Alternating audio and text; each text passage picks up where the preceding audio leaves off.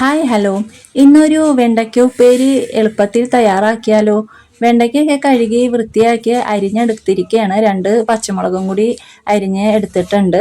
ഒരു സവാളയും കൂടി എടുക്കുന്നുണ്ട് കേട്ടോ. സവാള കനം കുറച്ച് നൈസായിട്ട് നീളത്തിൽ അരിഞ്ഞ് വെച്ചിരിക്കുകയാണ്. ഇനി കടുക് പൊട്ടിക്കാം. ചട്ടി വെച്ച് എണ്ണ ചൂടാകുമ്പോൾ കടുക് ഇടാം. കടുക് പൊട്ടിക്കഴിയുമ്പോൾ അരിഞ്ഞ് വെച്ചിരിക്കുന്ന സവാളയും കൂടി നമുക്ക് ചേർക്കാം. സവാള ഒന്ന് വഴറ്റി കഴിഞ്ഞ ശേഷം വെണ്ടയ്ക്കയും കൂടി നമുക്ക് ചേർക്കാം കേട്ടോ. അങ്ങനെ നല്ലപോലെ സവാളയൊക്കെ ഒന്ന് ഇളക്കി കൊടുത്ത് വഴറ്റി എടുത്ത് കഴിഞ്ഞിരിക്കുകയാണ്. അപ്പോൾ വെണ്ടയ്ക്കയും കൂടി ചേർക്കുന്നുണ്ട്. വെണ്ടയ്ക്ക ഇട്ട ശേഷം ഒരു നുള്ള് മഞ്ഞൾപ്പൊടിയും കൂടി ചേർക്കാം കേട്ടോ. ആവശ്യത്തിന് ഉള്ള ഉപ്പും കൂടി ചേർത്ത് ഇളക്കി നല്ലപോലെ യോജിപ്പിക്കുക. അപ്പോൾ ഉപ്പും കൂടി നമ്മൾ ചേർക്കുകയാണേ. എല്ലാം കൂടി നല്ലപോലെ മിക്സ് ചെയ്തിട്ട് ഒന്ന് ഇളക്കി കൊടുക്കുക. ഒരു പ്ലേറ്റ് എടുത്തിട്ട് കുറച്ച് നേരം മൂടി വെക്കുക.